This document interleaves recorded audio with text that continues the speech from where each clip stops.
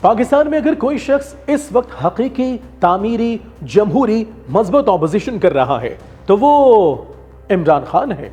जी नहीं, वो इमरान खान नहीं, ख्वाजा आसिफ है। जी हाँ, ख्वाजा आसिफ।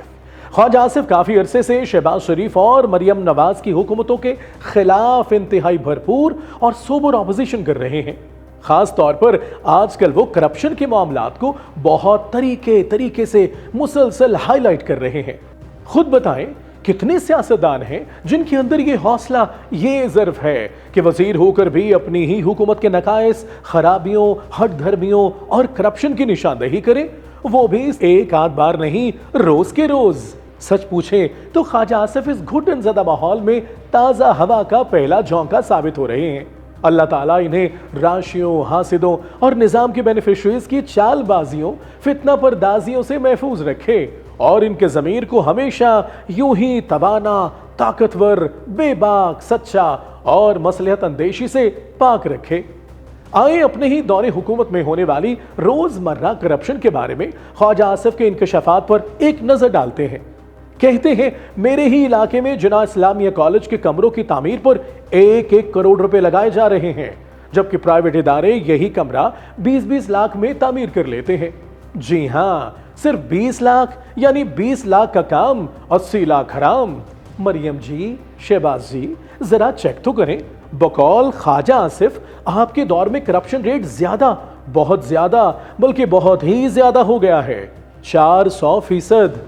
सैलाब के हवाले से भी इन्होंने हामिद मीर के प्रोग्राम में बताया है कि गोरों के जमाने का इंफ्रास्ट्रक्चर इसलिए आज भी कायम है क्योंकि वो करप्ट नहीं थे, लेकिन हमारा इंफ्रास्ट्रक्चर पहली बारिश या पहले सैलाब में ही बह जाता है।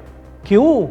क्योंकि जो पुल या सड़क बनती है उस पर 100 में से 20-25 रुपए लगते हैं, बाकी 75-80 रुपए सिस्टम खा जाता है। सिस्टम मतलब हुकूमत, हुकूमत के यार दोस्त, पंटर, ठेकेदार और मुख्तलिफ सरकारी, नीम सरकारी इदारे। हमारे यहाँ पे दौलत की दौड़ के अंदर जो है वो हर बंदा जो है जायज़ नजायज़ तरीके से दौलत बनाने के चक्कर में जो है सुबह शाम लगा हुआ है। उसमें ये जो सड़कें बनाते हैं, उसमें जो मंसूबे जो तजवीज़ करते हैं, मंसूबे जो बनाते हैं, वो भी पैसा कमाते हैं। जो कॉन्ट्रैक्टर होता है वो भी पैसा कमाते हैं। 15-20%, 30% जो है पैसा जो हुकूमत का होता है या जो आवाम की दौलत होती है उन मंसूबों पे लगती है। और ये बतदरीज जो है ये सिलसिला जो है वो ख़राब होता जा रहा है। इस्लामाबाद में पुल के बनते ही गिरने के वाक़े पर भी उन्होंने सवाल उठाया। गोरे के पुल जो है आज भी कायम है। ये मैं जिस नाले की आप बात कर रहे हैं या मैं बात कर रहा हूँ, उसके ऊपर जो है पार्टीशन से बने हुए पुल जो है आज भी कायम है। मेरा ख्याल है कि हमारे यहाँ पे कल्चर के अंदर जो है वो हक लाल की रोज़ी की उतनी वक़्त नहीं रही हुई जितनी आज से हमारे बुजुर्गों की जनरेशन में थी या हमारे बड़ों की जनरेशन में थी। फिर एक जगह उन्होंने सियालकोट के एक बड़े ग्रुप की करप्शन पर भी बात की। ग्रुप पर इल्जाम है कि आजकल इस पर हुकूमत और इदारों की अंधाधुन स्याहो सफेद किस्म की नवाजिशात हैं। जब जेड के बी जैसे लोग जो आते हैं, ये लोग खरीदते हैं हमें, हमारी बोली लगाते हैं और हम बोली लगवा लेते हैं। आप जब इस किस्म के पॉलिटिकल एडवेंचरर्स जो हैं उनको अपने सिस्टम में लेके आएंगे तो फिर वो इसी तरह ट्रीट करेंगे जिस तरह जेड के पी ने सियालकोट को ट्रीट किया। पुर्तगाल वाला वाकया भी ज्यादा पुराना नहीं, जिसमें ख्वाजा आसिफ ने बताया था कि आजकल ब्यूरोक्रेट्स करप्शन की कमाई से पुर्तगाल में अपने लिए सेफ हेवन्स बना रहे हैं।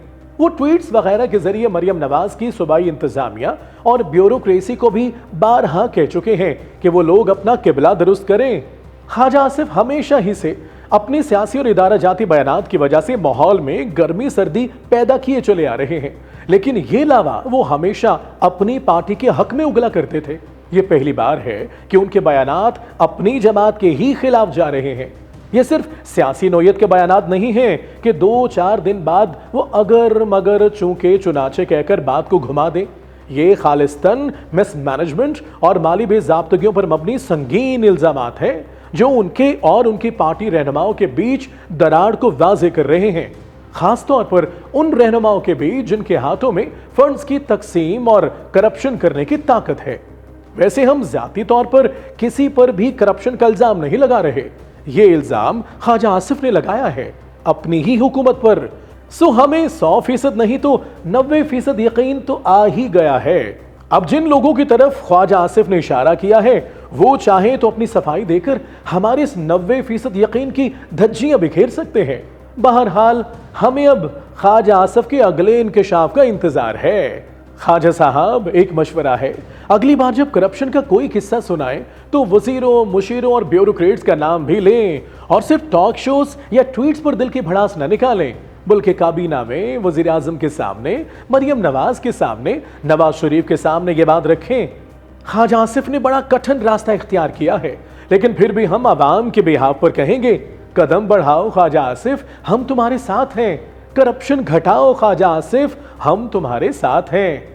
हाँ ख्वाजा साहब, अगर आप अपने पैरों पर खड़े रहे तो हम हर हाल में आपके साथ हैं। Talk is live, like share subscribe कीजिए, क्योंकि सच वही जो हम बोले। Talk is live.